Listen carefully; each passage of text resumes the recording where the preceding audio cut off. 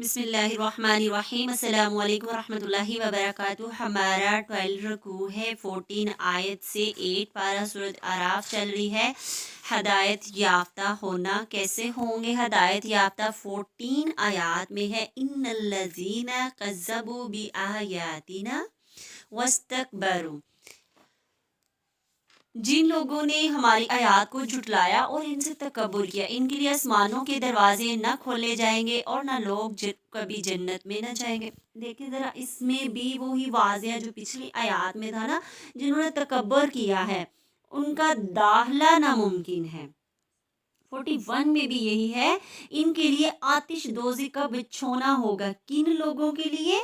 جنہوں نے اللہ کی آیات کو جھٹلایا اور تکبر کیا اور اوڑنا بھی۔ دیکھیں اللہ تعالیٰ کی عذاب مجرموں کے لیے سخت ترین عذاب ہے۔ 42 آیت میں جو لوگ ایمان لائے، انہوں نے نیک کام کیے، جو ایمان لاتا ہے وہ ہمیشہ کے لیے کس میں رہے گا؟ وہ ہمیشہ کے لیے جنت میں احسن لوگوں کے ساتھ رہے گا۔ 43 آیت کی طرف چلتے ہیں تو اس میں بھی جو کچھ ان کے دلوں میں کینہ تھا، ہم ان کو دور کر دیں گے۔ ان کے نیچے جو اس میں ذرا سی بھی گندگی، ذرا سا بھی کچھ ہوگا نا، تو جو اللہ کے تعالیٰ سے رجوع کرنے والے ہوں گے، ماننے والے ہوں گے، تو اللہ تعالیٰ کیا فرمائے گا؟ اس میں ذرا تنکا برابر بھی گندگی ہوگی تو اللہ تعالیٰ ان کو پاک اور صاف کر کے اور اس جنت میں بھیجے گا۔ اور وہ لوگ کہیں گے کہ اللہ کا لاکھ لاکھ شکر ہے، ہم اس مقام تک پہنچ گئے۔ کس کی وجہ سے؟ اس آیات کی بدولت ہم یہاں پہ پہنچ گئے۔ 44 آیت، اور اہل جنت اہل دوزخ کو پکاریں گے، ہم سے جو ہمارے رب نے وعدہ فرمایا تھا، ہم نے اس کو واقعی اس کے مطابق پایا۔ سو تمہارے رب نے وعدہ کیا تھا کہ تم نے بھی اس کا واقعہ کے مطابق پایا۔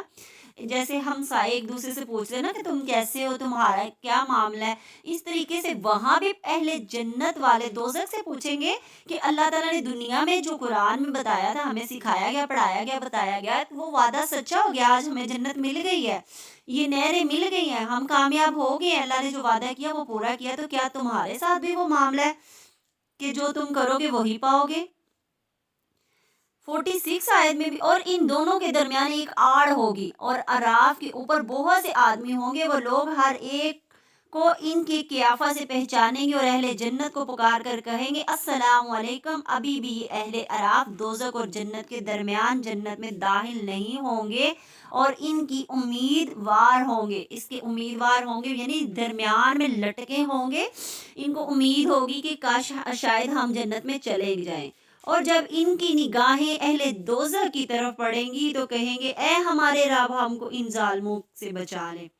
یہاں پہ سید رضا سے مروی ہے کہ اہل جنت دروازے جنت پر ایک درخت دیکھیں گے جن کی جڑوں کے پاس جو نہریں بہری ہوں گی، یہ ان میں سے ایک پانی پئیں گے جس سے دلوں کی قدوتیں دخل ہو جائیں گی، یہ شراب طہور ہے۔ پھر دوسری نہر میں غسل کریں گے جس سے چہروں پر تر و تازگی آ جائے گی، پھر نہ تو بال بکھریں گے، نہ سرما لگانے اور سنگار کرنے کی ضرورت پڑے گی۔ سبحان اللہ!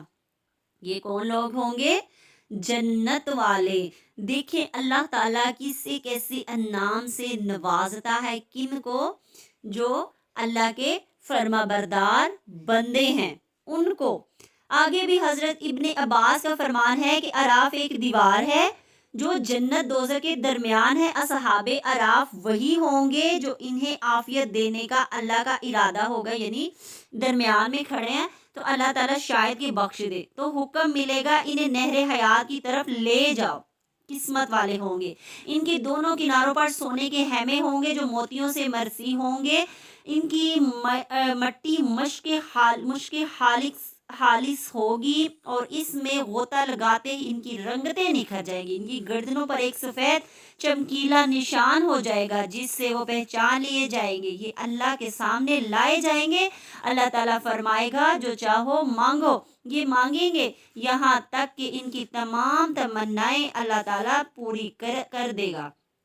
پھر فرمائے گا ان جیسی 70 گنا اور نعمتیں میں نے تمہیں دیں، پھر یہ جنت میں جائیں گے۔ وہ علامت پر موجود ہوں گے، جنت میں ان کا نام مساکین اہل جنت ہوگا۔ سبحان اللہ۔ اللہ نے جس کو بخشنا ہے وہاں بھی بخش دینا ہے، یہ درمیان میں نہ ادھر کے نہ ادھر کے، لیکن یہ کیا ہے، انہوں نے بہت احسن عمل کیے تھے، بالکل ان کے بس وہ تنکا برابر گناہ ہوں گے تو وہ امیدوار ہوں گے، جیسے الیکشن پہ کھڑے ہیں تو امیدوار ہے نا، تو کبھی بھی جیتے جا سکتے ہیں، تو اللہ تعالیٰ نے ان کو وہاں بخشش کے ارادے سے رکھا ہوگا، تو پھر اللہ تعالیٰ حکم کرے گا، ان سے راضی ہو جائے گا اور حکم کرے گا ان سے۔ 43 آیت میں نیکیاں اور برائیاں برابر، اللہ کے فضل اور رحمت کے منتظر، جنت میں داخلے کے امیدوار اصحاب اعراف ہیں۔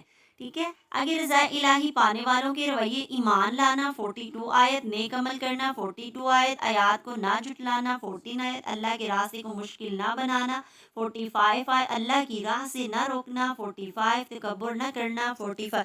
دیکھیں ہمیں اتنے رویے مل رہے ہیں جس سے ہم اپنی زندگی کو بہترین بنا سکتے ہیں، تو سب سے پہلے ہمیں اللہ اس کی کتاب روز آخرت پر ایمان لانا ہوگا۔ کیسے لائیں گے؟ جب ہم جو کتاب لے کے آئے وہ نبی، اس کو مانیں گے، اس کو عہدہ سب سے زیادہ دیں گے، پھر اس پہ درود پڑھیں گے، پھر اس کی نشانیوں، اس کی سنت پہ عمل کریں گے، پھر کیا کریں گے؟ ہم نیک عمل کریں گے، پھر آیات کو کبھی نہیں جھٹلائیں گے کہ یہ آیت صحیح ہے، یہ غلط ہے، یہ قرآن صحیح ہے، وہ قرآن، یہ نہیں کریں گے ہم۔ حالانکہ ہر آیات کو غور و فکر سے اس کا مطالعہ کریں گے، علم سیکھیں گے اور اس پہ عمل کریں گے، اس کو جھٹلائیں گے نہیں۔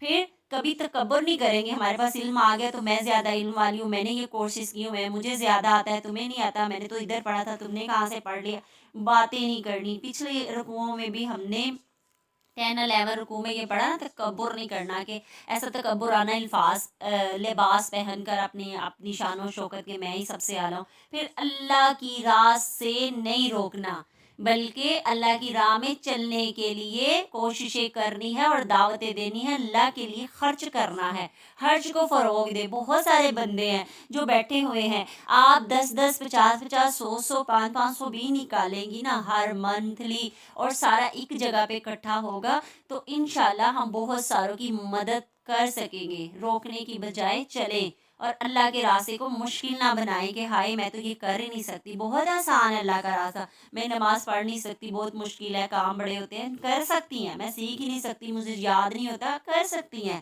بس اللہ کے ساتھ رجوع کریں، تقوی، اللہ پہ بھروسہ، اللہ پہ یقین، تو اللہ تعالیٰ ہم سب کی منزلوں کو آسان فرما